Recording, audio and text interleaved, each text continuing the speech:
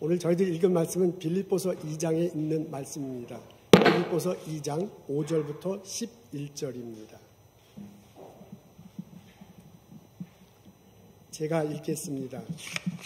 너희 안에 이 마음을 품으라. 곧 그리스도 예수의 마음이니 그는 근본 하나님의 본체시나 하나님과 동등됨을 취할 것으로 여기지 아니하시고 오히려 자기를 비워 종의 형체를 가지사 사람들과 같이 되셨고 사람의 모양으로 나타나사 자기를 낮추시고 죽기까지 복종하셨으니 곧 십자가에 죽으심이라. 이러므로 하나님이 그를 지극히 높여 모든 이름 위에 뛰어난 이름을 주사 하늘에 있는 자들과 땅에 있는 자들과 땅 아래 있는 자들로 모든 무릎을 예수의 이름에 꿇게 하시고 모든 입으로 예수 그리스도를 주라 시인하여 하나님 아버지께 영광을 돌리게 하셨느니라. 아멘. 예수 믿는 우리들이 자주 하는 인사말이 있습니다. 승리하십시오. 예수 안에서 승리하십시오. 주 안에서 승리하십시오. 이런 말을 우리 예수 믿는 사람들이 하는데 여기서 말하는 승리는 무엇을 의미하는가? 예수 안에서 승리는 어떻게 얻을 수 있는가? 라는 주제로 여러분들과 말씀 나누고 싶습니다. 오늘 저희들은 빌립보서 2장에 있는 말씀 읽습니다. 5절부터 11절까지의 내용을 읽어보면 예수님의 사역한 내용과 마음가짐이 적혀 있습니다. 그것을 읽고 헤쳐 들어가면 예수님이 어떤 마음을 가지고 사역하시고 그 사역 끝에 어떻게 승리하는지를 볼 수 있습니다. 그것을 통해서 예수 안에서 승리하는 것이 어떤 것인지 배우고자 합니다. 오늘 본문은 빌립보서 2장 5절부터 11절인데요. 먼저 6절부터 8절에 있는 말씀을 읽겠습니다. 이게 6절부터 8절 3절인데요. 근데 한 문장으로 되어 있습니다. 앞에 나와 있는데요. 네, 앞에 나와 있죠. 우리 다 같이 한 목소리로 읽겠습니다.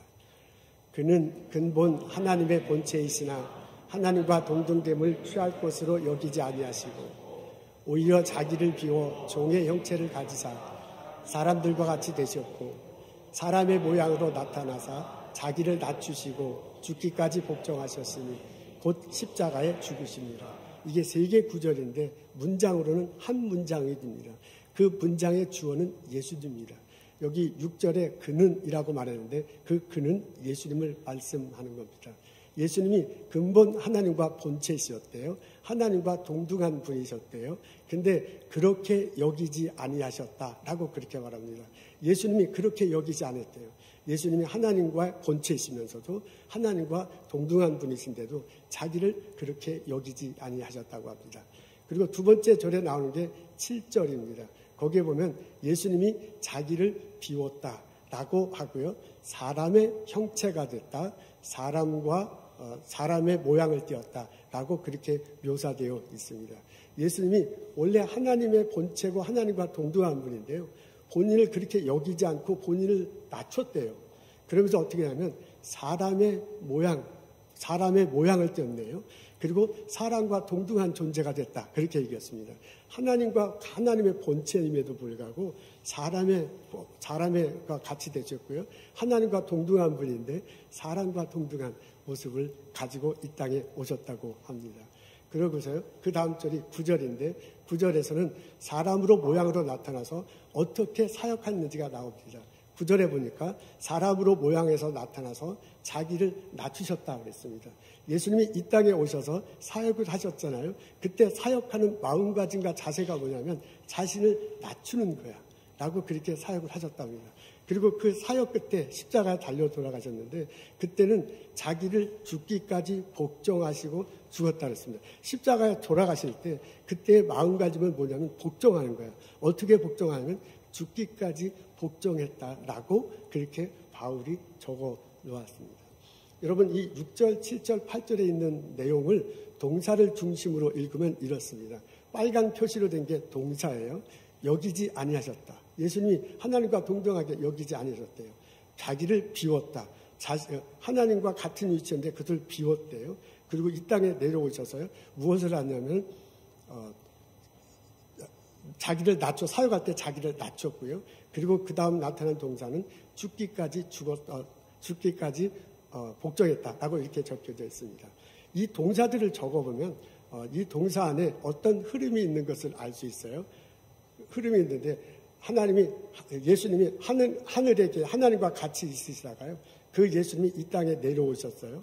그리고 난 다음에 죽이신 다음에는 땅 밑으로 이렇게 내려가는 거잖아요. 이런 식으로 이 본문을 읽어보면 이 모양의 변화가, 공간의 변화가 있습니다. 공간의 변화가 있습니다. 하늘에 계셨던 분이 이 땅에 오시고 나중에 돌아가시면은 이제 땅 밑에 깔려 있습니다. 이것도 그 밑에 시간의 변화도 있잖아요. 하늘에 계실 때에서 이 땅에 오시고 이 땅에 오셨다가 사역하시고 난 다음에 돌아가셨다고 해요. 그러니까 이 본문 안에는 밑에는 공간의 변화와 시간의 변화가 있습니다. 그래서 그 분위기를 살려서 우리가 도표로 나타내면 이렇게 할 수 있습니다. 예수님이 하늘에 계셨는데 하나님과 동등됨을 여기지 않으셨대요. 자기를 비워서 사람의 몸으로 왔대요. 그리고 사역을 하시는데 바짝 낮춰서 하나님 뜻에 낮추시며 사역하셨대. 나중에는 돌아가시는데 죽기까지 복종하면서 돌아가셨다라고 그렇게 적혀져 있는데, 이걸 수학은 아니지만 과학적 도표는 아니지만 이해하기 쉽게 말하자면 저렇게 표시할 수 있기도 합니다. 그 다음 성경 구절은 9절부터 11절에 있는 내용입니다. 우리 앞에 나와 있을 텐데 다 같이 읽겠습니다. 시작. 이러므로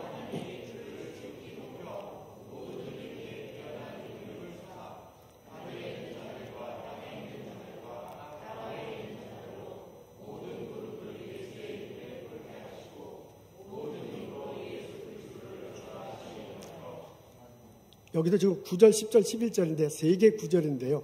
영어로 보면 한 문장입니다. 원어로 봐도 한 문장이에요. 그 문장의 주어가 누구냐면 하나님이에요. 이제부터는 예수님이 이렇게 하시니까 이제부터는 하나님이 하시는데, 그 하나님이 어떻게 하시냐면 하나님이 높이셨다고 나왔네요. 그 9절에 보면 높이시고 이름을 주셨다라고 이렇게 적혀 있습니다. 이름을 주셨다는 얘기는 살렸다는 얘기와 마찬가지입니다. 우리가 어린아이가 탄생하면 이름을 지어주잖아요. 어린아이가 탄생하기 전에는 이름은 없는데 탄생하면 이름이 나와. 그러니까 하나님이 예수님에게 이름을 주셨다는 그 얘기는 죽으셨던 예수님을 살리셨다는 내용입니다. 그리고 그 살아난 예수님이 이 땅에 계실 때 하나님께서 그분의 이름을 높여주셨다고 그래요. 그게 10절에 나오는데 10절에 이렇게 적혀져 있어요. 10절에 이렇게 적혀서 땅 밑에 있는 자들, 땅 위에 있는 자들, 하늘에 있는 자들을 다 예수의 이름 앞에 무릎 꿇게 하셨답니다. 여러분, 바울이 땅 밑에 있는 자, 땅 위에 있는 자, 하늘에 있는 자라고 그렇게 표현했어요. 그 말은 뭐냐면 바울도 이 말을 할 때 머릿속, 의식 속에는 공간 개념이 있는 거예요. 땅 밑에 있는 자들도 예수 무릎 앞에 무릎 꿇었다. 땅 위에 있는 자들도 예수님 앞에 무릎 꿇었다. 땅 위에 있는 자도 예수님 앞에 무릎 꿇었다. 그 말은 뭐예요? 죽었던 예수님을 땅 위로 올리시고 그 땅 위에 있는 예수님을 하늘로 올리셨다는 말과 같은 내용입니다. 그리고 11절에 적혀 있기를 모든 만물로 예수를 무릎 꿇고 주라고 하게 하셨다고 합니다. 여러분, 처음 시작할 때 보면 예수님이 하나님과 동등한 존재인데 동등하게 여기지 않았대요. 근데 그런 예수님을 하나님께서 높이시고요. 그리고 이름을 주시고요. 높이시고 무릎 꿇게 하시고 그 다음에 모든 것을 무릎 꿇게 하셨다는 얘기는 동등하게 만들었다는 얘기입니다. 여기도 보면 공간 개념이 있습니다. 땅 밑에 있던 자들이요. 땅 밑에 있던 예수님이 땅 위로 올라가게요. 땅 위에 있던 예수님이 하늘로 가게 하고요. 모든 만물들이 다 예수 앞에 무릎 꿇게 했습니다. 그래서 이 내용을 수학은 아니지만 과학은 아니지만 이해하기 쉽게 도표로 말하자면 이렇게 할 수 있을 듯 합니다. 그러니까 땅 밑에 있는 예수님이 올라가시고 하늘에 가시고 죽게 됩니다. 이런 식으로 오늘의 본문을 읽어보면요. 이 본문 속에는 공간 개념이 있고 시간 개념이 있습니다. 예수님의 사역과 예수님의 마음에 따라서 이렇게 표시할 수 있습니다. 예수님이 하늘에 계셨다가 이 땅에 오셨다가 죽어서 땅 밑에 가셨어. 그 예수님이 이번에는 예수님이 그렇게 하시니까 하나님이 그 예수님을 살리시고요. 이름을 주시고요. 만물보다 더 이름을 높게 하시고요. 모든 만물로 무릎 꿇게 하시는 거예요. 그러니까 위에서 아래로 내려오고 다시 아래에서 위로 올라가요. 시간이 흐르는 이런 개념이 있습니다. 이렇게 놓고 보면 오늘 본문 속에 이게 글로 되어 있는데 이 내용을 읽고서요. 추리해 나가다 보면 그 밑에 깔려있는 어떤 비밀스러운 코드 같은 게 제가 볼 때 그렇다는 얘기예요. 비밀스러운 코드 같은 게 있는데 그게 뭐냐면 V자야. 빅토리의 V자야. 하나님이 예수님의 사역을 통해서 승리하게 하셨다라는 것을 이 밑에 있는 이런 것을 통해서 깨달을 수 있다. 그런 이야기입니다. 예수님은 승리하셨습니다. 그 승리를 하나님이 예수님을 알고 승리하도록, 빅토리하도록 그렇게 만드셨습니다. 예수님이요, 이 땅에 오셔서요, 자기를 죽기까지 복종하셨어요. 돌아가셨어요. 그 예수님을 하나님이 살리셨습니다. 죽었던 분을 하나님이 살리셨어요. 그럼을 통해서요, 죽음의 권세를 이기도록 하나님께서 만들어 주셨습니다. 우리들 알고 죄짓게 하고요, 우리들에게 죽게 하는 영예들, 이 어둠의 세력들, 공중의 악한 영들, 그것을 물리치고 그것을 이기도록, 그것을 승리하도록 하나님께서 예수님을 통해서 만들어 주셨습니다. 그래서 예수님 사역의 밑바탕에 깔려있는 것은 뭐냐면 V자예요. 빅토리예요. 승리하는 것입니다. 그렇게 해서 예수님이 그 승리함을 통해서 우리들에게 구원의 길을 열어주셔서, 십자가 다시고 부활하신 예수, 그 예수를 통해서 내가 구원받는다, 내 죄 용서함 받는다, 내가 새 생명을 얻었다라고 고백할 때 예수님은 나에게 두르셔서요, 나에게 새 생명을 주시고, 그를 두르는 과정 통해서, 내게 새 생명을 주시는 과정 통해서 나로 하여금 또한 승리하도록 그렇게 만들어 주실 것입니다. 여러분, 예수님이 이렇게 승리할 수 있었던 것은 뭐냐면 예수님의 마음가짐과 자세 때문에 그렇습니다. 예수님은 철저하게 오늘 이렇게 나온 요거를요, 도표로 해놓고 가장 핵심적인 단어가 뭐냐라고 딱 꼬집어서 얘기하면 복종이에요. 철저한 복종이에요. 죽기까지 복종하는 것. 그런 예수님의 마음가짐과 자세 때문에 오늘의 일이 벌어졌습니다. 예수님이 하신 것은 하나님과 동등하게 여기지 않는 거야. 자기를 비워서 인간으로 내려오는 거야. 사역할 때 하나님 뜻에 철저하게 낮춰요. 순종하는 거예요. 그러다 하나님 뜻이 죽을까 막 개성원의 동산에서 기도하잖아. 할까 말까. 그러다가 하나님 뜻이구나 하고 죽어요. 죽기까지 복종하는 거예요. 그때 하나님께서 그때부터 예수님의 삶에 개혁하셔. 그래서 이 예수님을 높였다. 이름을 줬다. 예수님을 다시 살리고요. 그분을 땅 위로 하늘로 올리시고요. 마무리하는 것을 무릎 꿇게 하시고 하나님과 동등하게 여기셨습니다. 예수님이 하신 것은 철저한 복종이야. 죽기까지 복종하는 것. 그것을 들어서 그때가 되었을 때 하나님이 예수님의 삶에 개입하셔서 그를 살리시고 높이시고 이름을 주시고 그리고 예수 그리스도로 삼게 하셨습니다. 여러분, 그럼을 통해서요, 예수님을 승리하도록 하셨습니다. 오늘 본문을 읽어보면, 그리고 우리가 예수님을 따른다고 하고요, 예수를 고백하고 예수님을 따른다고 그래요. 그리고 예수님 안에서 승리하며 삽시다라고 그렇게 말할 때 오늘의 본문이 내 마음속에 새겨졌으면 좋겠어요. 예수 안에서 승리한다는 것은 예수님이 어떻게 승리했냐면 복종, 철저한 복종, 하나님 뜻에 하나님에게 철저한 복종을 통해서 승리하셨습니다.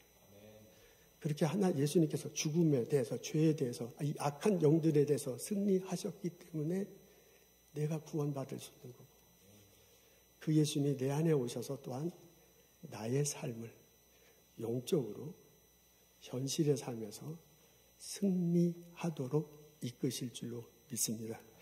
이 깨달음과 이 고백이 오늘 예배 참석한 우리들 모두에게 있기를 주님의 이름으로 축원합니다. 아멘. 우리가 하나님 뜻 앞에 철저하게 복종할 때 하나님이 우리들 삶에 개입하셔서 우리들을 승리하도록 하십니다. 예수님이 하나님 앞에 철저하게 죽기까지 복종했을 때 하나님께서 예수 삶에 개입하셔서요, 승리하도록 이끄셨어요. 그런 것처럼 우리가 예수님을 따라서 하나님 앞에 철저하게 복종할 때 또한 하나님 우리들 삶에 있어서 우리를 이끌어 주시고 승리하도록 하실 것입니다.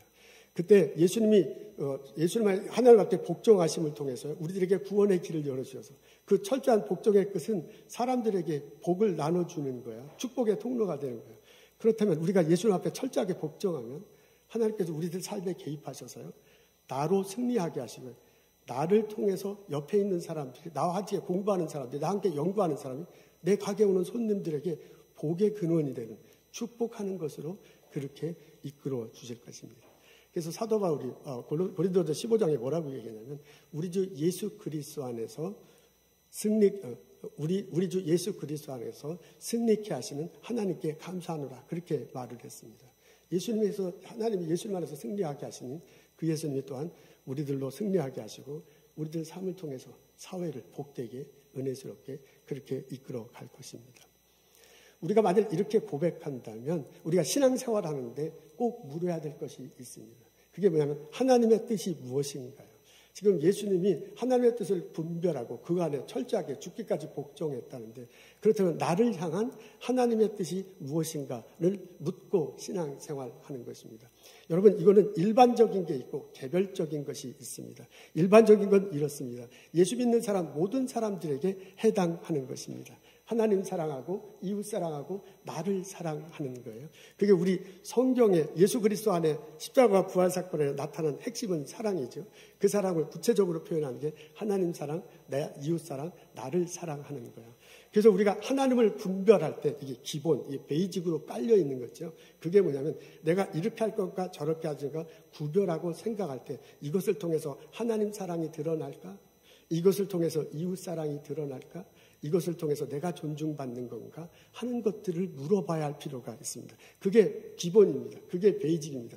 이것만 하더라도요. 우리가 사회생활하면 우리가 가게에서 일을 하면서 연구소에서 동료들과 함께하고 이웃들과 가족들과 지내죠. 학교에서 학생들과 같이 있으면서 많은 것들을 분별할 수 있습니다.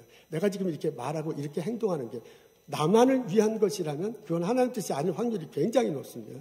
그게 나를 위한 것이기도 하면 이웃 사람들을 위한 것, 그 동료들을 위하고요. 내가 하는 일의 결과로 누군가가 생명을 살리는 거예요. 그래서 하나님께 영광 받는 그것이 하나님의 뜻입니다. 그게 기본적으로 깔려 있습니다. 그거 외에다 개별적으로 나를 향한 하나님의 뜻이 있어요. 하나님이 저를 보스턴에 보내셨죠. 이곳에서 이웃 사람들 만나게 하셨죠. 내 일터가 있습니다. 내 가게에 오는 손님들이 있습니다. 나와 함께 공부하는 학생들 있고 연구원들 있습니다. 그런 사람들과의 관계 속에서 내가 행동을 취하고 내가 어떻게 하면 그리스도의 이름대로 살아가는 거잖아요. 그러니까 그런 관계 속에서 나의 일터와 나의 장소 속에서 내가 할 수 있는 거예요. 나만 해주신 독특한 은사가 있어. 나로 하여금 하고 싶은 마음의 열정 같은 것들이 있어. 내가 아니면 안 돼. 이게 좀 교만하게 들리는데 내가 하기 때문에 돌아가는 그런 것들이 있어요. 그리고 꼭 하고 싶은 것들이 있어요. 그런 과정을 통해서 하나님께서 내게 말씀해 주시는 거거든요. 이렇게 하거라, 하려가 내게 알려주세요. 이게 신앙의 이게 있잖아요. 구별하기가 어렵게 생각하면 굉장히 어려운데요. 쉽게 생각하면 쉬워. 하나님 사랑, 이웃 사랑, 내 사랑을 기본으로 깔고요. 하나님께서 내게 이곳에 불러주셨구나. 이 사람을 만나게 하셨구나. 여기서 일하게 하셨구나. 저 학생 가르치게 하셨구나. 나에게 주신 은사, 내가 어떻게 할 건가를 곰곰이 생각하면 어떻게 하면 하나님 영광 돌려. 어떻게 하면 저 학생이 살고 나도 사는 거야. 손님이 좋고 나도 스몰 비즈니스 나도 좋은 거예요. 그렇게 해서 우리들이 살아갈까를 생각하면 이것이 하나님의 뜻인가를 거의 대부분 분별할 수 있습니다.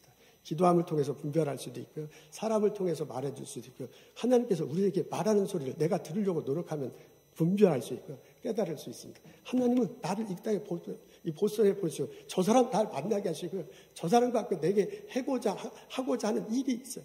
하나님 뜻이 있습니다. 그 하나님 뜻을 분별하는 것이 좋습니다. 이렇게 하나님 뜻이 분별하고 난 다음은요. 그 하나님 뜻 앞에 나 자신을 낮추는 거예요. 오늘 보니까 예수님이 나를 비웠다. 하나님 뜻 앞에 나를 비웠다, 나를 낮췄다, 나를 죽기까지 복종했다라고 그렇게 말합니다. 이게 죽기까지 복종했다 하는 말이 좀 부담스러울 수도 있습니다. 우리들 삶 속에 이게 그렇죠. 그게 이제 성경적 표현인데 이것을 좀 더 쉽게 얘기하면 순종했다라고 이렇게 말할 수도 있고요.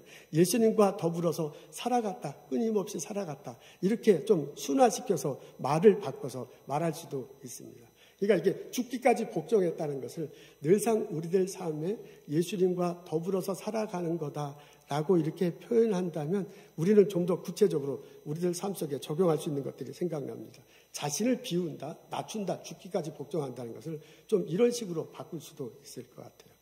어떤 일을 하든지 간에 하나님의 뜻을 자꾸 물어보는 거예요. 내가 이 일을 하는 게, 이 프로젝트라는 게, 저 사람에게 저렇게 말하는 게 하나님의 뜻일까? 하고 자꾸 생각하는 것, 하나님의 뜻을 생각하는 겁니다. 그리고 하나님께 기도드려요. 내가 하나님 뜻대로 이 일을 행하게 하시옵소서, 하나님 영광이 드러나게 하옵소서, 하나님 지혜를 주시옵소서 하면서 자꾸 하나님의 뜻을 묻습니다. 그리고 하나님이 먼저 일하시기를 기도하는 거예요. 지금 오늘 성경에는 낮춘다, 하나님에 대해서 자기를 낮춘다, 비운다, 낮춘다, 죽기까지 복종했다는데 이런 성경적 용어를 우리 삶 속에 이렇게 쉽게 표현하자면 이렇게 할 수 있다. 그러면 실천적으로 표현하자면 이렇게 할 수 있다는 거예요. 하나님에게 자꾸 물어본다, 하나님께 기도한다, 하나님의 인도하심을 기다린다. 이렇게 하면서 신앙생활 하는 겁니다. 그렇게 되면 하나님이 우리들 삶에 개입하십니다. 예수님이 자기를 낮추고 죽기까지 복종했을 때 하나님이 개입하셨잖아요. 그리고 그를 살리고 이름을 주시고 높이고 모든 바로 무릎 꿇게 하시. 그 완전히 하나님께서 하신 거거든요. 그렇게 하신 것처럼 하나님이 내 삶 속에 오셔서 나를 이끌어 가시는 것을 경험할 수 있습니다. 이것은 마치 하나님과 함께 춤을 추는 것과 아주 비슷합니다. 여러분, 두 사람이 이렇게 춤을 추는 것을 저는 언제 해봤는지 잘 기억이 안 나지만은 초등학교 때 체육 시간에 해본 것 같은 게 하여간 이렇게 두 사람이 이렇게 춤을 추잖아요. 근데 그 두 사람이 이렇게 춤을 틀 때 한 사람은 리드를 하고 한 사람은 그 후에 보조를 맞춰서 춤을 추는 거래래요. 맞나요? 집사님? 그런가 봅니다. 근데 이 두 사람이 춤을 추는데 둘 다 리드를 하려고 그러면 이게 춤이 안 되는 거야.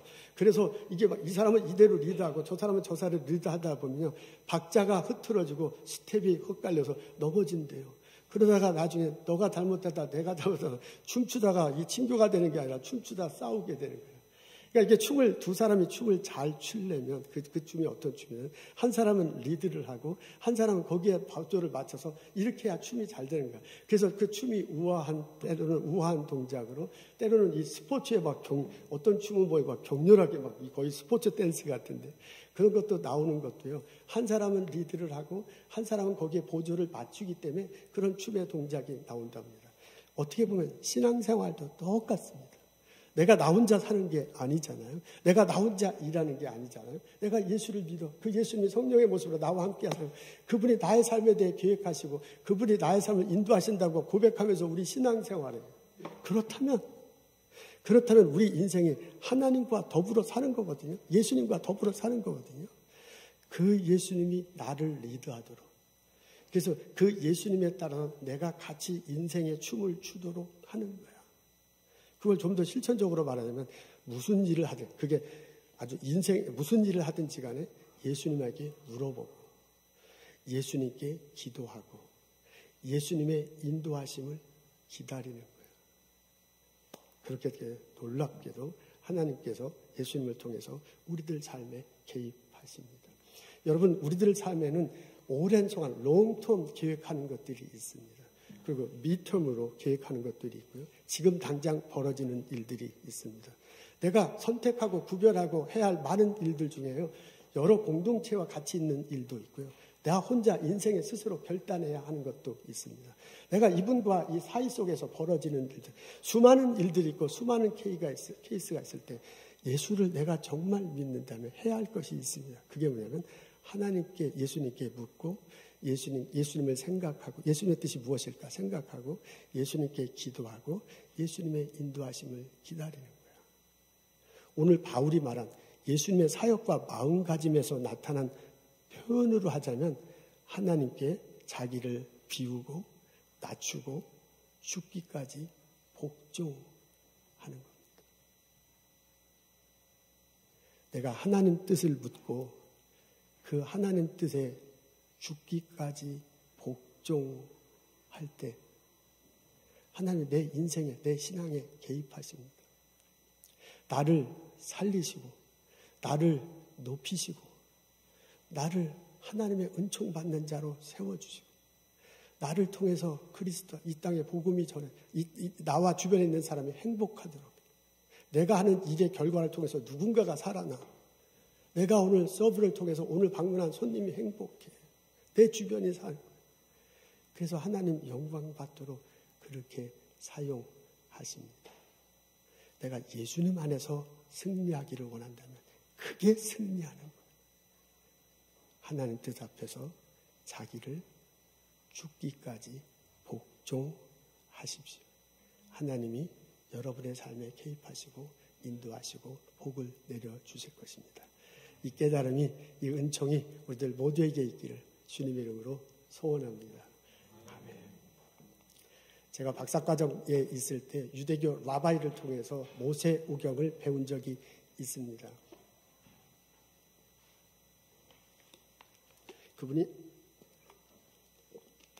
그분이 해준 이야기가 생각납니다. 출애굽기 14장을 읽을 때입니다. 이스라엘 백성들이 홍해 바다를 건너는 장면입니다. 유대인들은 뭐 다 그런 건 아니겠지만 유대인 많은 가정 중에서는 그 가정에서 이 성경을 읽을 때 아버지가 자녀들에게 이야기를 해준다고 합니다. 아, 이 성경에 나와 있는 대로 이스라엘 백성들이 홍해를 건넜다라고 그렇게 말하면서요. 내가 아버지한테 들은 전설이 있는데, 이야기가 있는데 그게 참 재밌다 하면서 자녀들에게 아버지가 해주는 이야기라고 합니다. 그 이야기는 성경 출애굽기 14장에 나온 것과 약간은 다릅니다. 이 내용은 이렇게 전개됩니다. 이스라엘 백성들이 애굽을 떠나요. 군대가 쫓아옵니다. 홍해에 밀려서 도착했습니다. 뒤에는 애굽 군대, 앞에는 홍해가 가로막혀 있어. 어떻게 할 바를 모르겠어. 이러다가 죽을 것 같아. 모세가 기도하잖아요. 하나님 어떻게 하면 좋겠습니까? 하나님이 응답하세요. 너가 먼저 바닷속으로 들어가라. 바다가 갈라질 것이다.